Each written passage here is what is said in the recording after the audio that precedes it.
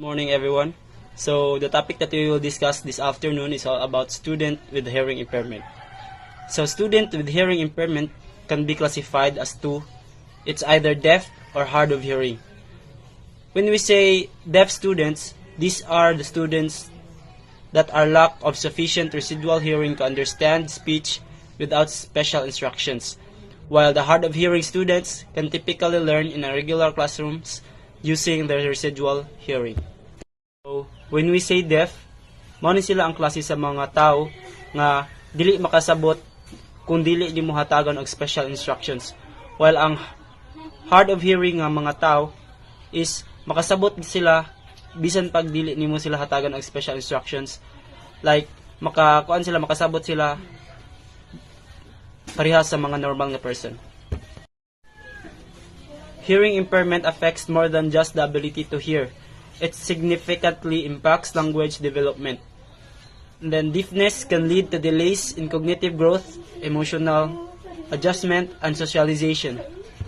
Hearing impairment dili ra kay kanang dili kadungog, but dako jud kay ni siyang epekto sa imong pagpaminaw, pagsulti o pagbasa o pagsuwat. And then sa deafness is ang deafness is makadelay ni siya sa cognitive growth, sa emotional adjustment, and sa pakig-socialize nimo sa ubang tao. So the basic concept on hearing impairment are hearing impairment and hearing loss. When we say hearing impairment, it is categorized into deafness and hard of hearing.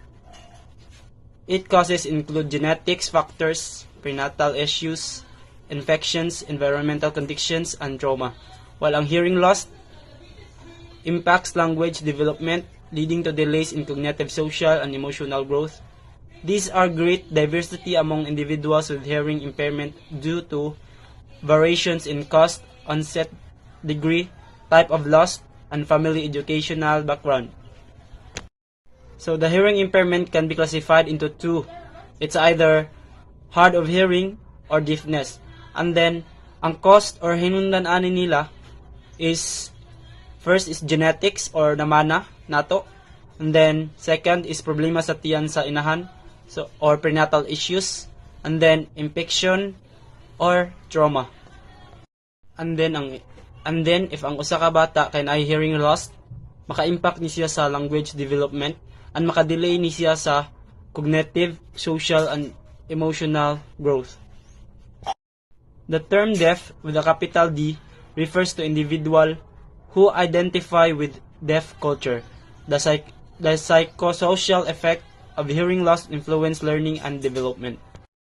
So the hearing impairment or disability can be congenital, present at birth, or nana pagkatawo, adventitious, acquired after birth, or nakuha pagkahuman sa iyang pagkatawo. Based on language development, prelingual deafness occurs before speech is acquired, before at the age of 2. So ang kining prelingual deafness is nabungol ang usa ka bata sa dili pa siya kay balo mosulti. And then ang postlingual deafness occurs after speech is acquired. So sa kining postlingual deafness is nabungol ang usa ka bata pagkahibalo niya og sulti. A deaf person cannot rely on hearing alone to understand speech and usually depends on visual communications such as sign language, gestures, and facial expressions. Even with a hearing aid, they may not fully comprehend spoken language. Ang usa ka deaf person or bungol nga tawo is dili magbase sa ilang pandungog para makasabot og sinultihan. Kundi kasagaran sila is nagamit og sign language, mga expressions sa noun para makasabot. But bisan pa man og naay hearing aid, lisod gyapon sila nga makasabot sa mga sinultihan. A hard of hearing person has reduced hearing sensitivity but can still hear and respond to speech with or without hearing aids. They are more similar to hearing individuals as they used auditory cues in communication. A hard of hearing person kay naa sila'y pandungog pero hinay ra, but makadungog gihapon sila ug makasabot sa mga sinultihan with or without hearing aid, just like sa mga normal nga person. Thank you. Next is the anatomy and the physiology of human ear. So, audition is the act of sense of hearing. The ear is one of the two lead sense organs that allows a person to gather auditory stimuli and information from new and far sources in the environment. So that come in the form of acoustical energy. So ang audition is mao ang buhat o pagpamati sa pagkadungog sa imong dunggan. Tutungod, ang sense sa organ is ang important. So ang imong ear is connected to sa imong brain. Mao ang pinaagi sa acoustical energy or kusog sa tingog sa hangin nga imuhang mabati. So the anatomy and physiology of the hearing mechanism, the part and function of the ear, and the process of audition provide the base for understanding in the nurture of hearing impairment and its implication to the teaching learning process. So, ma-feel nimo as a teacher is ma-feel nimo sa imong student nga naa siya student hearing impairment nga dili niya madungog ang imong pag-discuss. So, as a teacher is maghatag ka sa usa ka student or mga alphabetical language para masabtan nila ug unsa ang imong ibot pasabot sa ilaha. So, the ear is divided into three main parts: outer ear, middle ear, and the inner ear. So, ang outer ear is na siya undercall or kitawag nga pina or sa kuan pa is gawas nga bahin sa imong dunggan. And next is the auditory. So, ang auditory canal is mao na siya ang lungag sa imong dunggan nga paingon sa sulod sa imong paingon sa sulod sa imong dunggan. Mao na siya ang lungag ana. Ang next is ang middle ear. So ang middle ear is mao na siya ang tunga-tunga nga bahin sa imong dunggan, sa ilam sa imong dunggan. So na siya tympanic membrane or gitawag nga eardrum, and na siya ossicles nga three types sa ossicles: Milius, incus, and steps. So, ang kanang tulo is mauna siya ang bigagmay nga bones nga nakakonect sa imuhang mga ear.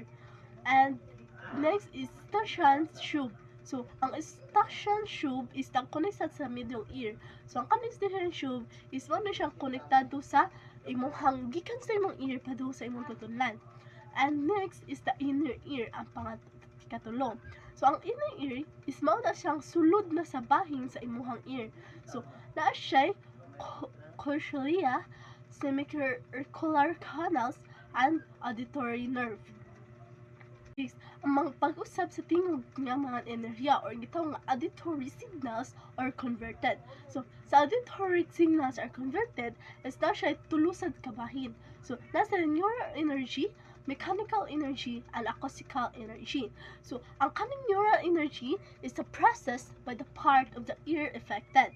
So, ang kanang neural energy is mao na siya nga ang tingog nga madungog nimo sa kanang lain-lain sa gawas usbon sa lain-laing klase sa enerhiya. So, hangtod makabot sa imuhang brain. So, ang imong madungog is mao nang makuan sa imong brain, padung sa imong brain nga unsa ang ihang gisulti. So, madungog na niya. Mao nang neural energy. So, ang kaning siya is na siya klase sa hearing impairment or ang kaning siya is makabungon. Kay tungod na ang kaning mechanical energy or acoustical energy is naana siya kanang magupa na ganina siya is na impossible is mabungol la ka. Dili na ka makabati sa mga tingog sa environment or sa imuhang ka-communication. Labaw na as a teacher nga sa makita nimo sa imong student nga wala sila madunggan. The three ear is divided into three main parts. So mao ni siya ang outer ear, middle ear, and inner ears. The effective part of ear is one basic for classifying hearing impairment, tawag siya hearing loss. So, ang hearing loss is categorized based on the part of the ear affected. So, mao na siya ang klase sa hearing impairment or makabungol siya. Kay tungod, gibase kini sa usang kabahin sa dunggan ang naapektuhan. So, naitulo kabahin ang hearing loss. So, first is conductive hearing loss. So, ang conductive hearing loss is occur in the outer or middle ear caused by blockage like earwax, fluid, infection, or malformation of thin correction. So, through medical or surgical means. So, ang kaning conductive hearing loss is makaapekto siya or na siya problema sa imong outer and the middle ear nimo. Halimbawa, is kanang ang panit sa imong dunggan na infection siya, mo na delikado na siya or sa earwax. So, maayo ang paaga ani is to medical or to operation. Kaduha is sensorineural hearing loss. So, ang sensorineural hearing loss is involves damage to the inner ear or gitawag nga cochlea or auditory nerve. So, ang may result from birth effect against or nose exposure. So, usually impairment and it requires hearing aids or cochlear implants. So, makabantay mo is kanang ang imong nose is kanang isipot kaya ay kuan mo sa imong nose is mukunik mabungol imong dunggan.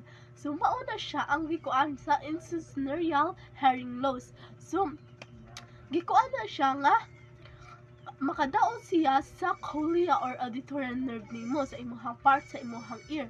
So, gikan sa pagkataon nimo nga nitugulang na ka or sabaan nga mga palibot mao na ang or ma-permanent yung mga gamiton og hearing aid or cochlear implant.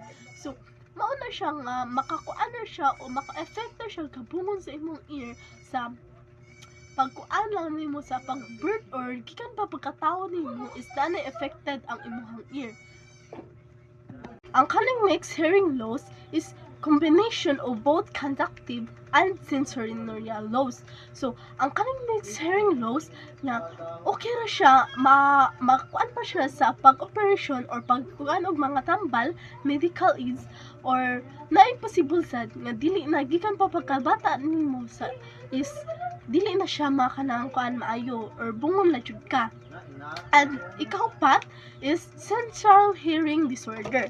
So, ang central hearing disorder is involves the brain auditory processing system, not the ear itself. So, ang effect ani, the interpretation of sounds even when ear structures are intact. So, ang kaning next, ay kaning central hearing disorder is ang problema anaa sa imong brain. Wala dili ang problema nga naa mismo sa imong dunggan.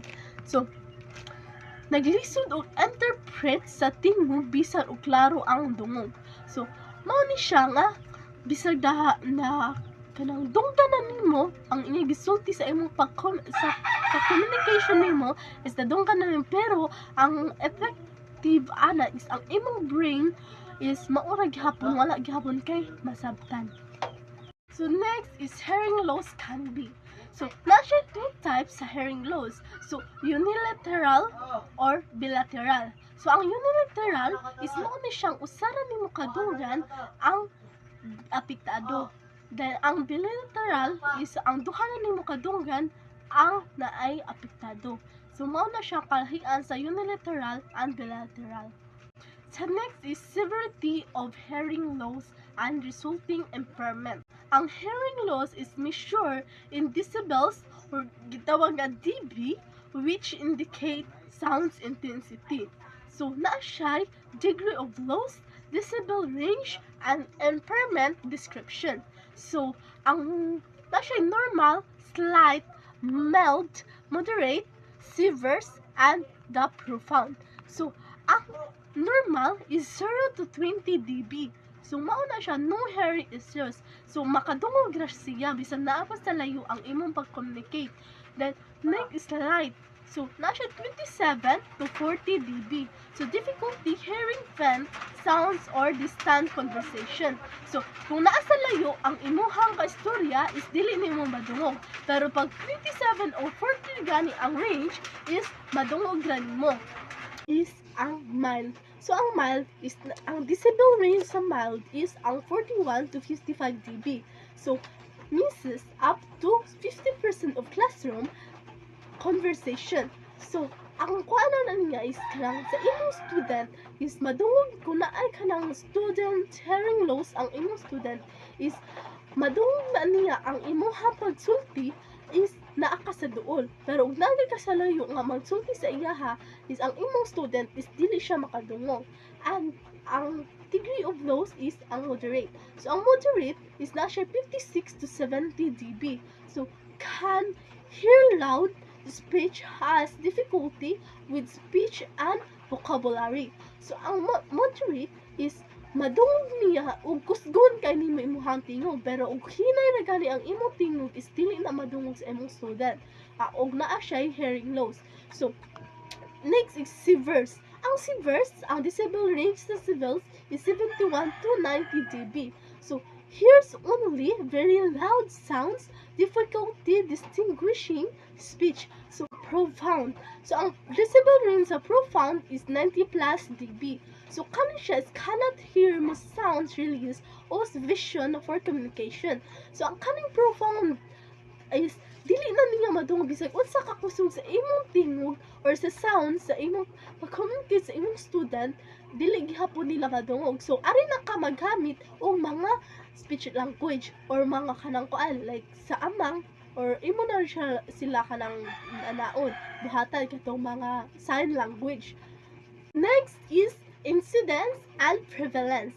In the Philippines, approximately 2% of the population experience hearing impairment. So this number may be higher when including young children and the elderly. In the United States or USA is national at least 1 in every 22 newborn has some level of hearing impairment.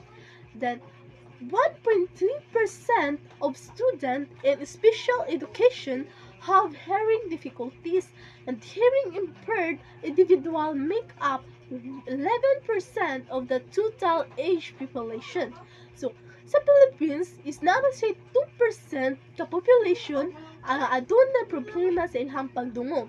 At sa USA is 1 sa 22 nga bag-ong na tao or newborn na naay hearing impairment.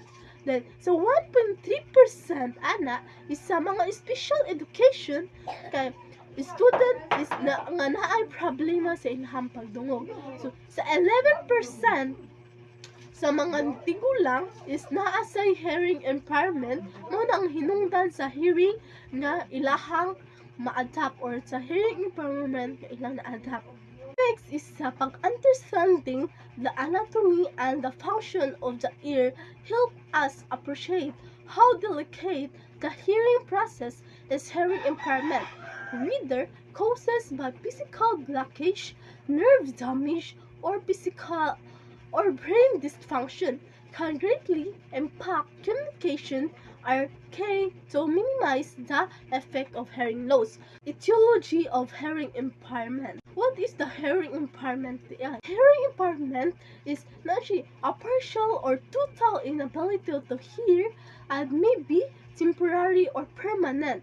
So the effect of communication and quality of life. So ang hearing impairment are attributed to genetic and heredity factors. So, infection, environmental, and other traumatic factors, some hearing impairment have causes. So, the hearing impairment is not the 3 types of major causes of hearing impairment. First is genetic and hereditary. So this type of deafness occurs in 1 out of 1,000 live birth causes or hereditary and chromosomal abnormalities. So sa 1,000 ka babies nga bakong nataw na ay usa ka buok nga naka-cause o hearing impairment or ma-abnormalities siya. Ikaduha is ang infection.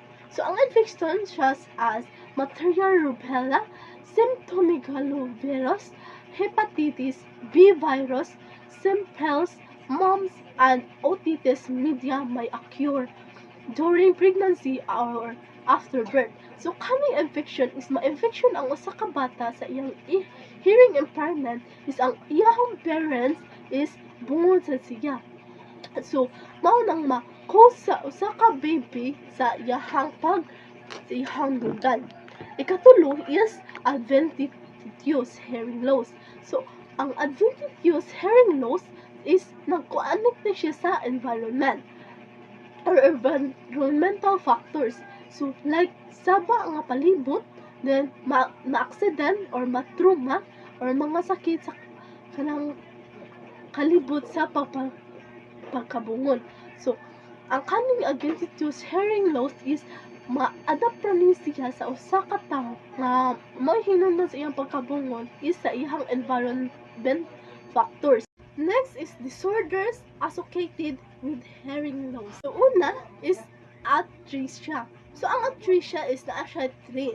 Absence of ear canal, congenital or acquired, and causes conductive hearing loss. So, ang kaning atresia is mauni siya ang walay lungang sa dunggan. Like, wala ka ng buho ang imong eardrum. And next is ang acoustic neuroma. So, acoustic neuroma is naa sa duha ka part. Benign tumor or tawag na tumor in the auditory canal that causes sensorineural hearing loss. So, ang kaning acoustic neuroma is mao na siyang tumor sa auditory nerve nimo. Next is fistula. So, ang fistula is mao na siyang inner ear rupture causing fluid leak. So, ang kaning fistula is mao na siyang pagka-awas sa likido or gikan sa inner ear, like mga kanang hugaw sa imong dunggan. Then, sunod is sa autoimmune disease. So, ang autoimmune disease is immune system attacks ear structures. So, mao din siya ang kanang nagguba or gubod sa immune mo sa system sa imong dunggan. So, next is ototoxicity. So, ang ototoxicity is mao na siyang damage from strong medication. So, mao na siya ang na-damage or kadaot sa tambal. So, magsikag take og mga medical or mga tambal, so mao ni siyang ototoxicity nga makakuan sa imong hearing loss. Next is cytomegalovirus or gitawag nga CMV. Mao ni siyang kanang congenital or viral infection. So, ang kanang CMV is mao ni siyang viral infection nga gikan sa pagkabata nimo. So, gikan sa bag-ong pagkabata, mao nang ma-adapt sa mga children nga mao na kakausi sa ilahang pagkabungon. Then, next is meningitis. So, ang meningitis is brain infection affecting hearing. So, mao ni siyang pag-infection sa imong brain nga dili lang tungod sa imong dunggan nga dili ka makabati or mabungon ka kay tungod sa imong brain na ay na affection. Sunod is Down syndrome. So, ang Down syndrome is nasa trisomy 21, 30% with sensorineural hearing loss. So, mao ni siyang nasa 30% na makasinati o makabungon ang kaning Down syndrome. Next is cholesteatoma. So, ang cholesteatoma is growth of skin in the middle ear and can be conductive or sensorineural. So, ang kaning cholesteatoma is mo ni siyang pagtubo sa imuhang panit sa tunga nga dunggan. So, sa imuhang ilang sa dunggan sa kanang kung magsikip ka kanang ana sa hugaw is mo na mag-affection or magtubo sa panit na nasya. Then, next is Crouzon or syndrome. Crouzon syndrome is na malformed ears associated with atresia. So, kaning Crouzon syndrome is nag-malform ang dunggan niya. And second last is Waardenburg or syndrome. So, Waardenburg syndrome is distinct features while hair patch na siya 50% have sensorineural loss. So, kaning Waardenburg syndrome is mo na siya ang puti nga puti ang kanang buhok sa agtang or 50% ang mga bungol ana. So sa imuhang ilong, sa imuhang ear is kung naagami siya kanang na siya buhok nga puti is maunang makakause siya o kabungol sa imuha kung naay 50% nga mabungol ka. So the last is user syndrome. So ang kanang user syndrome is causes deafness and progressive blindness. So ang kanang user syndrome is mao ni sang nakakause nga ma-deafness or makanang dili makabati and progressive blindness. Di na ka makabati o mabuta ka tungod sa imong na-cause nga sakit or ang imong kabungol. So, ang mga importansya sa pagsabot ni sa kanang hearing impairment or sa imong pagkabungol is ang kanang imong handugan usa ka sensitibo nga organ. So, kung masabtan nato ang pagproseso sa pagkadungog nato is masabtan sad nato ngano nga dako kaayo ang epekto sa hearing loss sa komunikasyon o pagkaton busa ang maayong pagsabot is makatabang sa pagtabang o pagpanalipod sa mga tao nga adunay problema sa dunggan or sa ilahang problema sa ilahang pagdungog. So that's all. Good afternoon, class. This is my topic. My topic is all about characteristics of person with hearing impairment. So start, this is individual with hearing impairment vary widely, but they often face challenge in language, development, social interaction, and education performance. Hearing loss is an invisible disability, often only evident through behavior and communication challenges. Bali, individual with hearing impairment often struggles language, social skills, and learning. Ngan kay tungod sa ilang mga disabilities, namaadyo na siya ang struggle. And through their condition may not be obvious. And their challenges usually showing through how they behave and communicate. And here's the common characteristic of hearing impairment. Use gesture, facial expression, and lip reading. Since they can rely fully on sounds, individuals often use visual ways to understand and express themselves, like reading lips or showing hand movement, much like use sign language. And the next is has a strain or black facial expression by listening, like bali magana-ana ang naong kay bali magdi siya kasabot. Difficult hearing may cause them to force intensively or appear confused when trying to follow conversation, especially in group settings. Kani siya na characteristics is like ang usa ka tawo is like kada bitaw di siya kasabot mag naana yang naong or magsig ha kay dili niya madunggan or magkalisod siya dungog. Mo na siya sa kani siya strain of blank facial expression. And the next is may imitate others or rely heavily on visual cues. Bali siya kanina is to stay involved to understand what happened. Often they copy what others do or watch for visual hints, similar to follow the crowd when unsure what was said. Bali kani ang best example ani is like kana bitong like matug ka niya kay trag saba if naka sa mga crowd ng mga lugar bali mo ra shake ingon ana. And the next is often fails to respond to oral question or follow verbal instruction. They may miss spoken direction simply because they didn't hear or fully grasp them, not because they inattentive. Bali ang kani is like kung imong pandungog is hinay, so di ka maka-respond sa question og tarong di ka makatubag og tarong. Struggle with associating abstract ideas and exhibit poor learning performance. Hearing loss can limit exposure due to language-rich conversation, making it harder to grasp complex or abstract concepts like metaphors or critical thinking. The next is speech is often labored with limited vocabulary and poor articulation. Their speech may sound unclear or slow because they haven't enough spoken language or model their own after it. And the next is the reading and writing are affected. Why it is affected? Because it's limited auditory input can slow language development, affecting how well they read and write over time.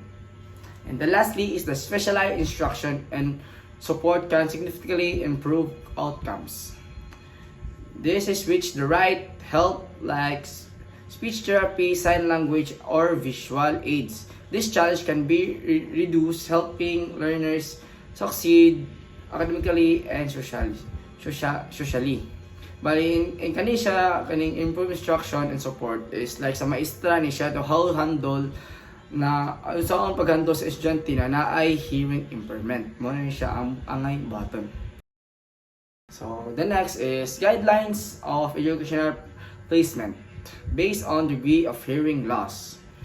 Bali, hearing loss is classified by severity and each level acquires specific educational intervention. And here the seven degrees of hearing loss is the first is the normal. The normal is like how kita unsa to pagdungog balag layo is makadungog ta. And the next is the minimal. Bali, ang minimal is na siya 16 to 25 BHL. Bali, ang kani kay may miss 10 to 25% of speech. Bali, kaning 10 to 25 of speech is like 3 feet away is maglisod na siya dungog and may benefit from preferential sitting and occasional use of application. Bali, ang kani is benefit from sitting near the teacher and acquisition amplification. Bali kani mo nang ingon ganiya na 3 feet away is maglisod na siya dungog mo siyang nasa sa tubangan if a student is naiingon ani is magpatubangan jud. The next is the mild. Mild dismisses 25 to 40% of class speech, especially with background noises. Need speech language support and special education consultation. They misses more speech, especially with noises, need language support and educational input. Moderate, miss up to 75% of speech without amplification. Communication and socialization are significantly affected. Requires amplification system, language therapy, and reading writing support. Miss most speech without help. Requires hearing aids, language therapy, and academic support. And the next is moderate to severe. Moderate to severe without aid misses 100% of speech in class. May develop low self-esteem and acquire full-time hearing aids, teacher training, and in-service support. But some moderate to severe is miss all speech and need full-time application, teacher training, and emotional support. And the next is the severe. Severe may hear only loud voices, speech may not develop naturally, needs or oral or total communication program like FM system and mainstream teacher collaboration. Not only loud sounds, need intensive communication program and close teacher collaboration. Profound. There detects only vibration. Speech often does not develop spontaneously. Needs intensive language program, probably sign language, and cochlear implants. Bayan kani sa profound is hear mostly vibration. Requires intensive language and sign language support, possibly cochlear implants. Muna siya di sa profound. And the last is the unilateral, which is hearing in one ear. Has a difficulty localizing sounds and hearing is noisy environment. May appear inattentive and need preferential settings and cross-hearing aids. The cross-hearing aid is contralateral routing of sounds. Muna siya ang meaning na sa CROS. Bali, ang kaning unilateral is struggle with sounds, direction, and background noise. Benefit from strategic settings and special hearing aids. Educational recommendation is application devices with hearing aid FM system are essential but may not fully resolve classify issues. May student with hearing impairment need more than hearing aids or FM system, as this device may improve sounds but not speech clarity. Early intervention, personalized learning plans, and training teachers are essential to support their development. Regular classroom teachers should receive in-service training to better include the assist and these students. Special education program also focus on enhancing language, speech, and reading skills to address their unique learning needs. Good day, everyone. Today, I'll be sharing some practical suggestions on how we can effectively teach students with hearing impairment in a regular classroom setting. The goal of this presentation is to promote inclusion, understanding, and proper support for learners who may need a little extra help hearing, but are just as capable of learning and succeeding as their peers. Let's begin with our first point. First and most importantly, we need to promote acceptance in the classroom. Welcome the students warmly, explain the condition to classmates in a kind way, modify teaching naturally, accept the students' strengths and limitations, talk with the students about their condition. This begins with how we welcome the student. A warm and respectful introduction sets the tone for inclusion. It's also helpful to explain the student's condition to the class in a kind and respectful way. This helps classmates understand and support their peer. Our teaching methods should be adopted naturally without making the student feel different. And of course, building trust with the student through open conversation is a key. Now, let's talk about hearing aids and how we can support their use in class. Make sure hearing aids and other devices are used. Understand hearing aids amplify sound, not clarity. It's important to ensure the students uses their prescribed hearing devices correctly. However, we must understand that these aids amplify sound but don't always improve clarity. So it's important we don't rely on the device alone. We still need to support the students in other ways. Another major area to focus on is increasing visual information. First, let the students see your face clearly. Stay in one place when speaking. Don't talk while facing away. Don't cover your mouth or stand in front of glare. Use visual aids and demonstrations. Use the chalkboard often. Since many hearing impaired students depend on lip reading, our face must always be visible while we speak. We should avoid moving around too much, covering our mouth, or standing in front of glare. Visual tools like pictures, demonstration, and using the chalkboard can really enhance their understanding. So, aside from visuals, the classroom environment also plays a big role, particularly the level of background noise or minimize classroom noise. First, set the students away from noisy areas. Wait for quiet before talking. We can help by sitting the student away from noisy areas and making sure the room is quiet before speaking. This simple step can make a big difference in helping them focus and understand better. Let's now look at how we can adjust our teaching methods or modify teaching procedures. First, ensure student is watching before you speak. Next, ask questions to check understanding. Rephrase instead of repeating.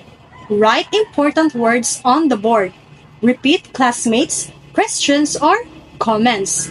Teach vocabulary ahead of time. Clarify if you don't understand them. Assign a buddy for support. Always be sure the student is paying attention before you begin speaking. It's a good idea to check understanding by asking questions or having them repeat instructions. If they're confused, try rephrasing instead of repeating the same words. Write keywords on the board and explain new vocabulary ahead of time.